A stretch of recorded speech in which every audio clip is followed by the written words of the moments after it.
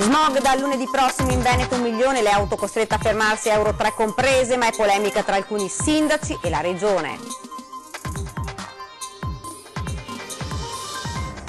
L'omicidio dell'artigiano di Chiarano, colpito alla testa con un colpo d'arma da fuoco. Nelle prossime ore l'autopsia sul corpo dell'uomo trovato in un boschetto a Fontana Fredda.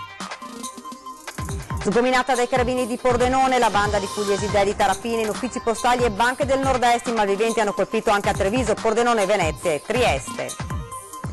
Ancora una spaccata in Galleria Borromeo, nel cuore di Padova, aperto da dicembre il bistrò, è stato colpito per la seconda volta in 6 mesi. Incendio di Cona, oggi sulla questione interviene anche l'assessore regionale Roberto Marcato, che chiede indagini più dettagliate sulla natura delle fiamme. Ladri in casa di Roberto Valeri, il collezionista di Montebelluna, a cui il cantante di Cuore Matto ha lasciato quasi tutti i suoi cimeli. Il suo appello, valore immenso, restituitemeli. 28 anni, tra le mani i comandi di aerei di linea transcontinentali. Il giovane comandante padovano si chiama Jacopo Stella e lavora per una compagnia aerea cinese. Telespettatori di Antenna 3, buonasera, ben ritrovati a questa edizione regionale dei nostri telegiornali. Lo avete dunque sentito dai titoli: smog in primo piano, da lunedì prossimo in Veneto 1 milione, le auto costrette a fermarsi, Euro 3 comprese, ma è polemica tra alcuni sindaci e la regione. Sentiamo perché. Emergenza smog e braccio di ferro tra Regione Veneto e i sindaci di Rovigo, Verona, Belluno e Padova. Amministratori comunali che accusano l'ente regionale di averli abbandonati in merito alle misure antismog da adottare, così come siglato lo scorso anno nell'accordo per il bacino padano, e che, stando ai sindaci in questione, spetterebbe alla stessa Regione emettere l'ordinanza sulle limitazioni al traffico contro le polveri sottili, sollevando dall'incarico così i primi cittadini. Polemica pretestuosa e sterile, il potere di ordinanza spetta ai sindaci, controbatte l'assessore regionale di reparto. È successo che proprio su richiesta dei sindaci un paio d'anni fa era stato chiesto appunto alla regione di farsi carico di definire delle regole abbastanza omogenee su tutto il territorio del Veneto. Noi lo abbiamo fatto di più. In accordo con il Ministero dell'Ambiente, con la Regione Lombardia, con la Regione Emilia-Romagna, la Regione Piemonte, che sono insieme a noi le 4 regioni che hanno più problemi di smog, abbiamo definito delle linee guida, quindi un riferimento che può essere utilizzato dai sindaci. Sottolineo la parola può, perché l'ordinanza poi per legge la deve fare il sindaco. Dalla sua la Regione con i fatti ha i numeri: 300 milioni investiti negli ultimi 3 anni per il cosiddetto piano aria, in attesa di un finanziamento mai arrivato dal governo per il 2017 e pari a 1,5 milioni di euro, così Bottacin. I sindaci hanno anche detto che noi non abbiamo messo in campo nessuna misura, li abbiamo lasciati da soli. Non è così, è proprio vero il contrario. Abbiamo dato a loro questo strumento che è omogeneo. Solo sul rinnovo del parco autobus e treni la Regione ha investito 200 milioni negli ultimi 3 anni, sull'efficientamento energetico decine e decine di milioni di euro, sulle rottamazione delle auto abbiamo appena chiuso un bando, rottamazione delle vecchie stufe, rottamazione dei veicoli commerciali, uscirà un bando a breve, quindi approfitto per dirlo in TV, insomma una serie di misure, le ciclabili, tutta una serie di misure che servono a ridurre le emissioni in atmosfera. Tra queste, quella che vede il Veneto regione capofila in Italia con la classificazione delle stufe a basso impatto ambientale. Da lunedì prossimo, quindi, ognuno si assuma le proprie responsabilità, sapendo che nel mezzo c'è la salute dei cittadini. E quindi i sindaci possono utilizzare le nostre linee guida, possono anche, se ritengono, non utilizzarle, assumendosene la responsabilità, ma non è che la Regione impone niente a nessuno. Ed oggi a Casugana c'è stata la presentazione dell'ordinanza antismog per il territorio comunale di Treviso. Si inizia lunedì con diverse novità. Sentiamo quali. Esenzione per gli over 65, 3 corridoi per raggiungere altrettanti punti importanti e abolizione della pausa nell'ora di pranzo. Sono queste le novità più importanti dell'ordinanza anti-smog in vigore dal lunedì prossimo 1 ottobre in tutto il territorio comunale di Treviso. Iniziamo dai livelli di inquinamento da polveri sottili. Sotto i 50 microgrammi per metro cubo è stato definito un livello verde e nessuna allerta. In questo caso dal lunedì al venerdì, continuativamente dalle 8:30 alle 18:30, non potranno transitare i motorini a 2 tempi Euro 0, le auto a benzina 0 e 1 e auto e furgoni diesel fino a Euro 3 compreso. Nel caso di sforamento del limite per 4 giorni consecutivi si passerà al livello arancio, con lo stop in più per tutti i giorni e anche per le auto diesel Euro 4. Se lo sforamento prosegue per altri 10 giorni continui si passerà al rosso tutti i giorni, con in più il fermo anche dei furgoni Euro 4. Regole più stringenti rispetto allo scorso anno, che hanno cancellato la sospensione dei divieti nell'ora di pranzo. Detto questo, ci sono però tutta una serie di deroghe consultabili nel sito del Comune. Tra queste le novità più evidenti sono il permesso di transito agli over 65, alle auto con almeno 3 persone a bordo e la creazione di 3 corridoi, dalla tangenziale, che ricordiamo non ha limitazioni. Questi corridoi sono verso ospedale, stazione ferroviaria e aeroporto. Provvedimenti sul traffico che Kasugana sottolinea comunque saranno poco efficaci. Queste limitazioni si rifanno ai mezzi di trasporto, ma è chiaro che gran parte del PM10 viene generato dalla combustione di carbon fossili, che noi limiteremo, cercheremo di limitare da un'indicazione di non utilizzo di stufe o caminetti non certificate rispetto a una certa graduatoria. E a proposito della comunicazione, da quest'anno si cercherà di migliorare l'informazione sia sull'innalzamento delle limitazioni che sul miglioramento della qualità dell'aria, informando i cittadini con un SMS previa iscrizione gratuita da un numero dedicato. Tutto questo considerando che i pannelli luminosi sono vecchi e lenti e in parte addirittura fuori uso. Ultimo capitolo riguarda i controlli. Dopo le polemiche degli anni scorsi saranno assicurate diverse pattuglie di vigili nelle principali vie di accesso alla città. Se uno cerca di fare il furbo? Lì la polizia municipale farà il suo dovere, lo multerà, la prima volta lo multerà, la seconda volta lo segnalerà alla prefettura. Quindi rischia anche di perdere la patente? Sì, alla seconda segnalazione sì. Ed ora l'omicidio di Alessandro Coltro, il 48enne artigiano trovato in un boschetto vicino al Bingo a Fontana Fredda. Nelle prossime ore l'autopsia, intanto gli investigatori mantengono il più stretto riserbo nella sua azienda a Chiarano. Oggi non rispondeva nessuno. In questo boschetto di Fontana Fredda è stato trovato privo di vita Alessandro Coltro, 48 anni, l'artigiano che lavorava a Chiarano in un'azienda assieme ad un socio da qualche anno. Oggi nella sede della Water Service nessuno rispondeva, ma in realtà, spiegano alcuni imprenditori e lavoratori della zona, i due soci non si vedevano spesso in zona. La ditta quasi sempre chiusa, un giallo così come rimane per l'omicidio del 48enne residente nel Sacilese, trovato con un colpo d'arma alla nuca, un piccolo calibro, forse una 22, che non è stata ancora trovata dagli investigatori. Nel video del Messaggero Veneto le immagini del luogo dove è stato trovato il corpo. Una persona tranquilla, appassionata di calcio, amata e ben voluta. Lo descrivono così i vicini di casa e gli amici. Il corpo è stato trovato poco lontano dalla sua auto, ferma nel parcheggio, portiere aperte, il suo cellulare sul sedile. L'ultimo messaggio che avrebbe inviato su WhatsApp intorno alle 19:30, poi il silenzio. È stata la madre dell'uomo a lanciare l'allarme dopo non aver avuto più notizie del figlio, una ricerca che è durata poco tempo. Prima è stata trovata la macchina, poi il suo corpo. Gli investigatori non escludono nulla, ma mantengono il più stretto riservo. Non ci sarebbe al momento nessun movente, forse in quella zona doveva incontrare qualcuno, nessuno sembra aver sentito niente. I carabinieri di Pordenone, che stanno indagando in queste ore, stanno anche visionando le immagini delle videocamere di sicurezza.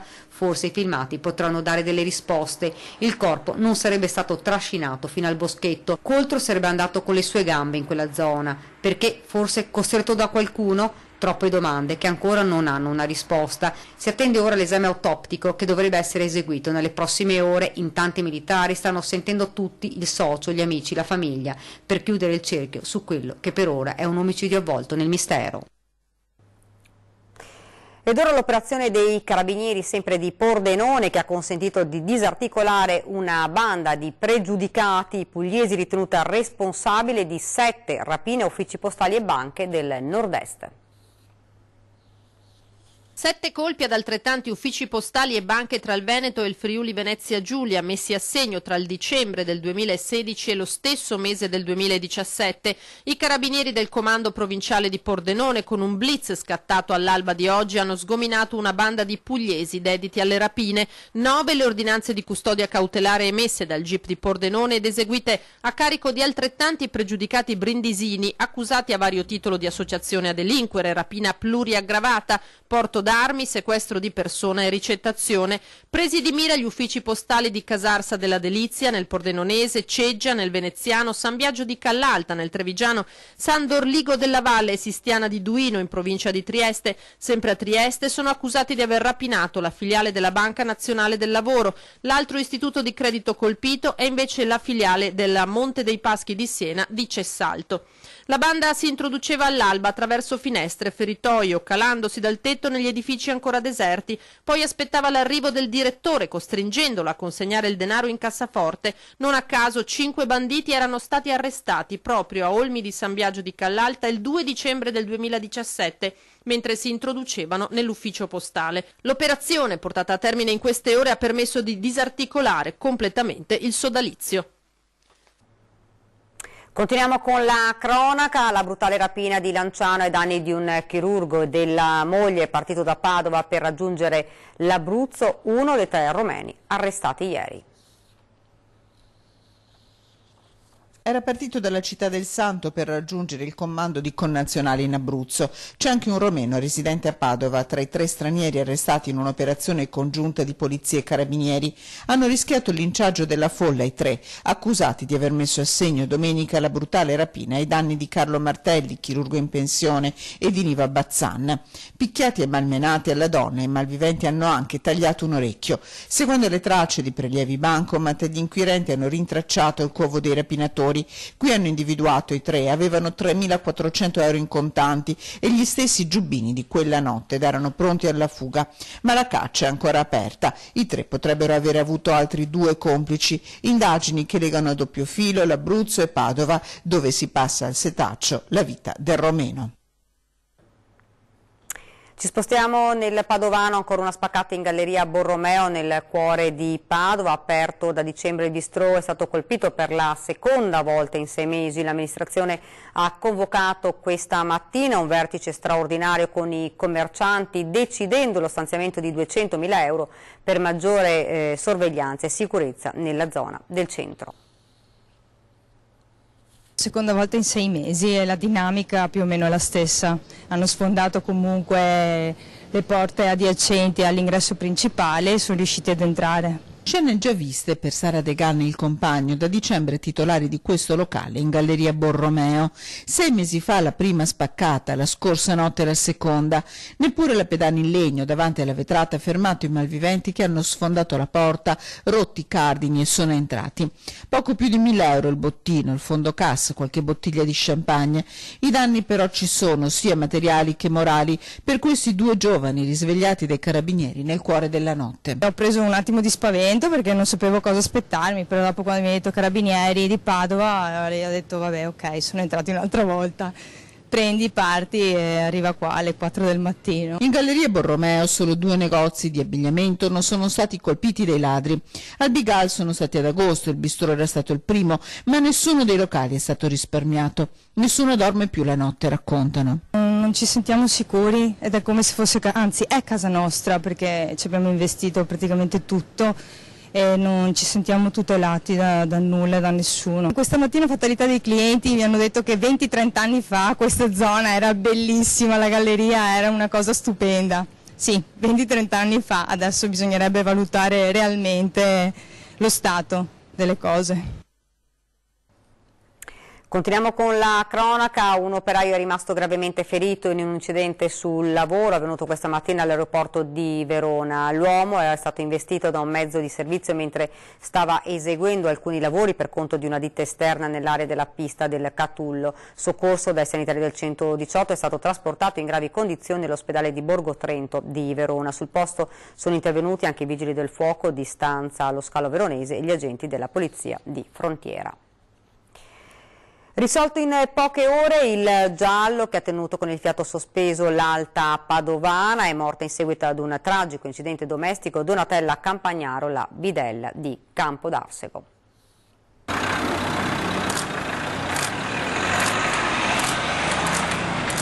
La morte di Donatella Campagnaro, 53 anni, bidella alle scuole elementari di Fiumicello, ha lasciato per oltre 6 ore la provincia di Padova col fiato sospeso. Sulla tragica fine della donna, infatti, aleggiava il sospetto della rapina finita nel sangue, incubo in cui è sprofondata tutta l'Alta Padovana fino a sera.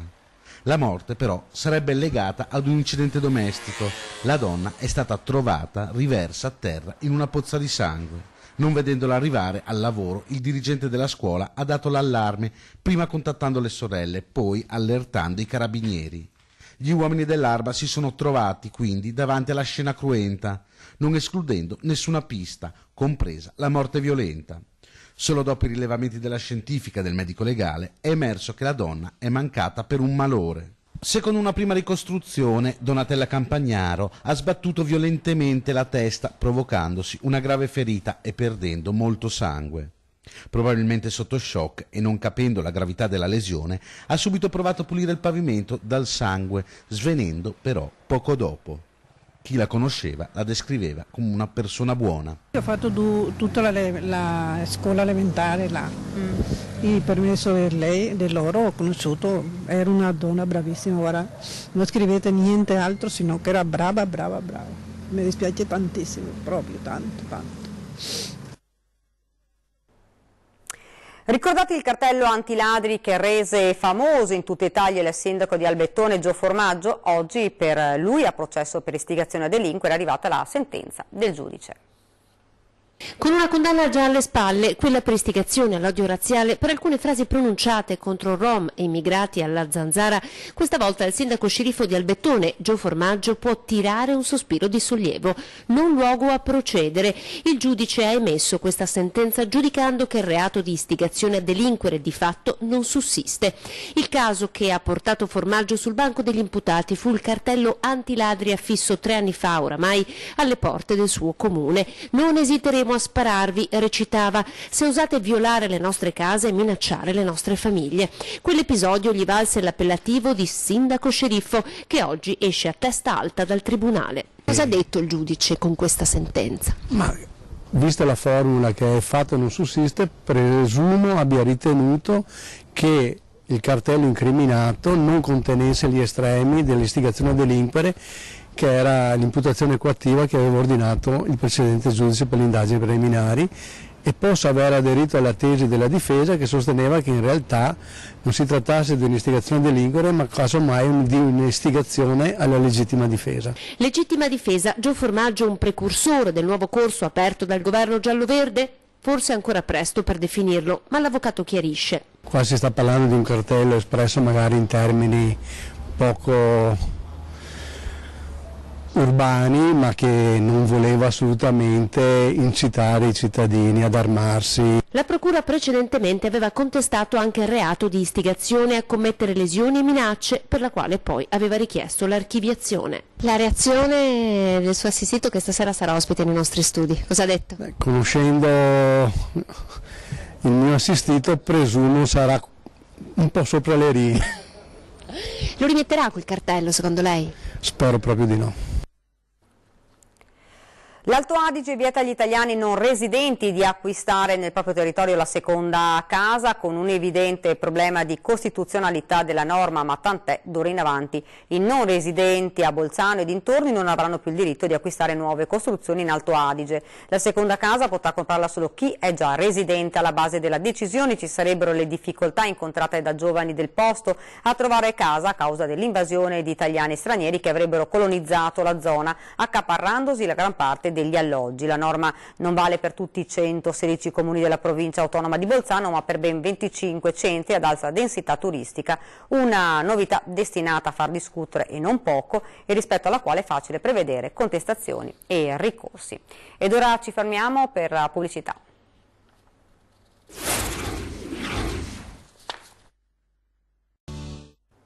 Rieccoci nuovamente in studio ed ora torniamo ad occuparci del rogo di Icona di 2 giorni fa. Oggi sulla questione interviene anche l'assessore regionale Roberto Marcato, che chiede indagini più dettagliate sulla natura delle fiamme. Dopo le fiamme, non si sa ancora se dolose o accidentali, in uno dei capannoni del centro di accoglienza di Cona è tempo di riflessioni e di azioni da intraprendere nell'immediato, così è l'assessore regionale Roberto Marcato. Le due basi vanno svuotate, punto e chiuso, e va ripensata tutta l'accoglienza, vanno destinate risorse agli italiani che ne hanno bisogno e non che arriva dal Congo o da qualche altro paese africano, e vanno bloccate gli scafisti e soprattutto ogni paese europeo, visto che ha questa grande voglia di darci lezioni di vita, si assume la responsabilità e oltre a fare i maestrini fanno anche l'accoglienza vera. Nello specifico di Cona e del rogo delle scorse ore, diverse le ipotesi al vaglio degli inquirenti, tra le quali non si esclude nulla. Se infatti fossero andati distrutti e bruciati nelle fiamme i documenti di alcuni dei migranti, ecco che per ciascuno di loro i tempi di soggiorno nell'ex base militare di Conetta si sarebbero allungati, visto che si sarebbe dovuto procedere nuovamente, come dall'inizio, con tutte le misure di identificazione. Nel frattempo sono nettamente migliorate le condizioni di salute dei 6 migranti rimasti lievemente intossicati nel tentativo di sfidare le fiamme e il fumo per appunto salvare i documenti necessari per la loro permanenza qui. Il fatto di ammassare esseri umani in una stalla credo che a chiunque di buon senso sembri una follia. L'abbiamo detto in tutte le salse, in tutti i modi. Oggi finalmente con il decreto Salvini e con l'arrivo di Matteo Salvini al Ministero degli Interni le cose cambiano, e cambiano soprattutto perché abbiamo bloccato gli sbarchi. Perché questa idea dell'accoglienza fatta così come oggi ha una sua fragilità, e cioè presuppone che non arrivi più nessuno, e invece le barche continuavano ad arrivare, per fortuna oggi noi le abbiamo fermate. Ladri in casa del collezionista montebellunese che custodisce l'80% dei cimeli del cantante Little Tony, il suo appello ai malviventi: restituitemi quello che avete portato via. Ladri nella casa dell'imprenditore Roberto Valerio a Montebelluna, amico storico del cantante Little Tony e detentore della più grande collezione di cimeli dell'interprete di Cuore Matto. Assente da casa per qualche giorno, Valerio al rientro ha fatto la brutta scoperta: spariti 4 giubbini e altrettante paia di occhiali di Little Tony. Un furto su commissione, secondo l'imprenditore, visto che i malviventi non hanno toccato altri preziosi su cui potevano mettere le mani e che i cimeli rubati sono difficilmente piazzabili sul mercato. È un materiale che non possono né vendere e neanche usarlo e neanche metterlo in mostra, perché è tutto archiviato e fotografato e filmato. E allora i carabinieri hanno tutto, io spero che questi incoscienti che si rendono conto del danno morale che hanno fatto, che venga restituita questo materiale che fa parte di questa collezione importante che è a disposizione per farla visitare domani a chiunque, insomma. Sono diverse centinaia i pezzi originali che Valerio custodisce nella sua casa museo, tra cui 2 Cadillac del 50 e del 60, vestiti e strumenti che mette a disposizione per mostre in tutta Italia e anche oltre confine. Ora dovrà con calma verificare che il furto si sia limitato a giubbini e occhiali. Può darsi che mancano altre cose, perché devo verificare tutta la collezione con le foto, pian pianino verificherò se manca qualcos'altro. Valerio da sempre si batte perché Montebelluna, di cui il cantante scomparso nel 2013 era cittadino onorario, gli dedichi uno spazio ed eventi adeguati. Un'amicizia nata a Valdobbiadene nel 78, ricorda, un rapporto umano proseguito per più di 30 anni che rende il furto subito doloroso anche dal punto di vista affettivo. Io lancio un appello che chiunque sia stato a prendere che me lo ridia. Io non chiedo né come né cosa, basta che mi ridia queste cose care a me, insomma, ecco. 28 anni tra le mani comandi di aerei di linea transcontinentali, il giovane comandante è padovano, si chiama Jacopo Stella e lavora per una compagnia aerea cinese, da dove ci ha raccontato la sua fulminea carriera. Signore comandante che vi parla, per informarvi che stimiamo il rientro in Italia fra qualche anno. Nel frattempo vi invito a mettervi comodi, rilassarvi e a godervivelo con noi. La voce è del comandante Jacopo Stella, padovano della Sacra Famiglia, pilota di aerei di linea transcontinentali a soli 28 anni, un record in Europa e anche in Cina. Stella infatti ha prima pilotato per la Ryanair, ora per la China Southern Airlines, la maggiore compagnia aerea per flotta e numero di trasportati della Cina. Un giovane che grazie a tanto studio, molta passione e il supporto della famiglia ha bruciato le tappe della sua carriera di pilota.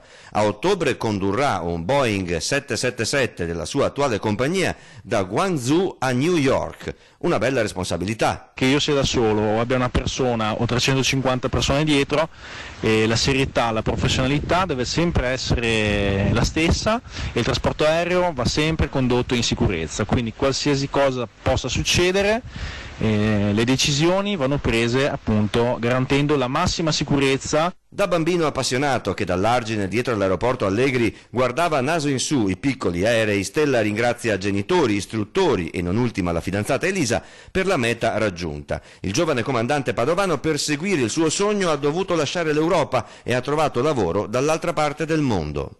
In Europa ma soprattutto in Italia ci sono ancora questi pregiudizi sull'età del comandante, che deve essere una persona estremamente matura e possibilmente con capelli bianchi, che tra parentesi già ho. In Cina e in altri paesi, mentre invece fanno una selezione molto molto approfondita, però una volta passata che il candidato abbia 20, 30, 50, 60 anni, se supera la selezione viene ritenuto idoneo al ruolo per questo candidato. Spero di riuscire anche a convincere un domani una compagnia italiana, per cui sarei onorato di volare, di portare appunto in giro i colori della mia bandiera in giro per il mondo. Prima di chiudere vi ricordo questa sera 20:10 in studio ospiti Stefano Fracasso del PD e Riccardo Barbisan della Lega. Questa era l'ultima notizia, vi lascio alle previsioni del tempo. Grazie davvero per averci seguito e buona serata.